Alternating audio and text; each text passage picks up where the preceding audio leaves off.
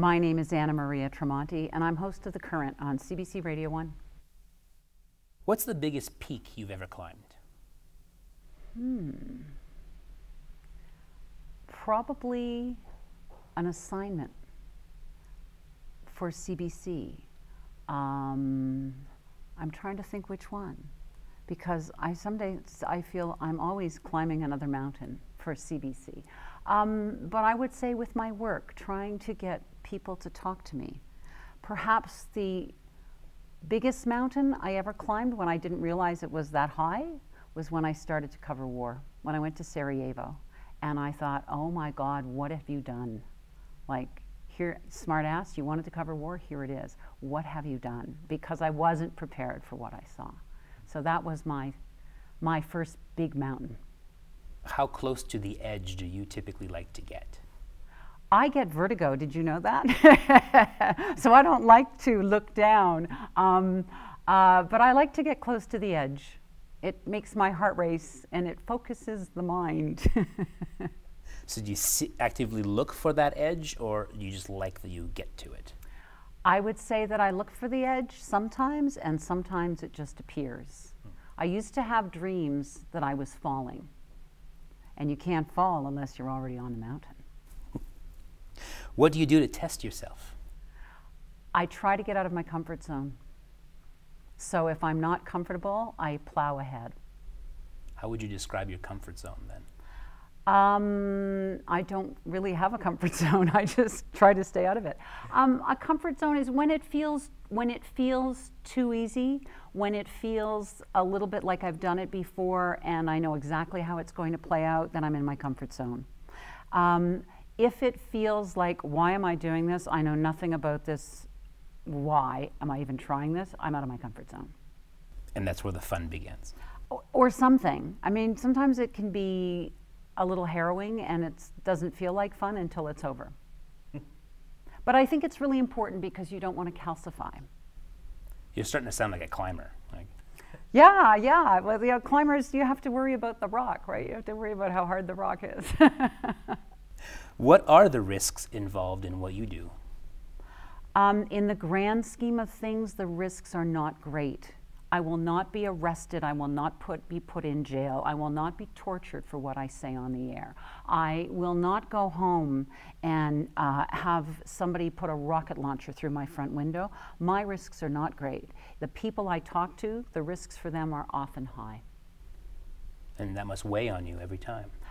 Sometimes, yes. And sometimes I can talk to people for whom the risks are not that dramatic, but for them individually they are. Talk to a woman facing domestic violence who wants her voice heard, but once she speaks, does someone hold it against her? How risky is it for her? So when you agree to enter into a conversation with someone who faces something risky, then you are responsible for them as well. How do you deal with those risks then yourself? You talk about it with other people, you make a decision. In the case of someone who you worry that they're saying too much that could hurt them, you don't want to be patronizing if they feel that they need their voice out there. At the same time, you might not do that as a live interview so that they can protect themselves with what they say and you have the ability to edit things. What's the biggest fear you've had to overcome?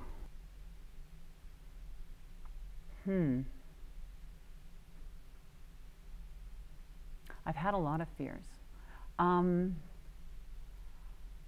was a really shy kid, so I had a lot of fears, just putting myself out there, just meeting new people, talking to people, really simple things. For a long time was hard for me. In terms of bigger fears now, I'm often afraid I'm going to get it wrong and that there are consequences to that I'm going to upset someone or I'm going to leave the wrong impression. But that again, in the grand scheme of things of fears that other people face, that's not great. So, gee, can I answer that again? But I guess my fear would be getting it wrong. And I guess my other fear would be that in what I do for a living, that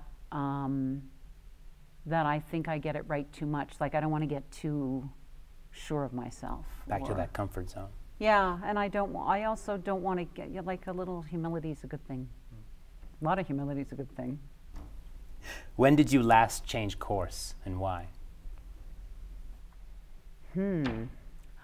I change course in small ways a lot of the times, in terms of how I live my life, what I choose to do, what I might do in my personal life, how I might spend time. Professionally, I changed course drastically 12 years ago. I went back to radio. I went to the Current.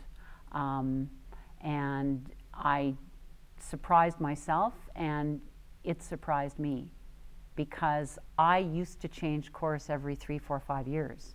And I find that working as host of the Current, you change course every day, but you can stay there and grow within that those parameters. You can stay the course that you're always changing. Yeah, that's right. I can change course and stay where I am. Who have been your best Sherpas or mountain guides?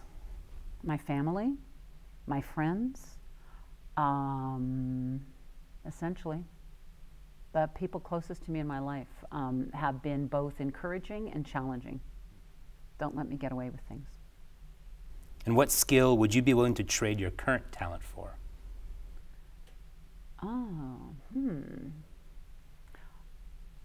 I would like to be a really great photographer. I'd like to be a really great playwright. I'd trade it to be a great playwright. Photographer, playwright. Yeah.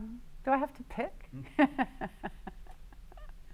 What's your relationship with solitude? It's really important. It's my think time.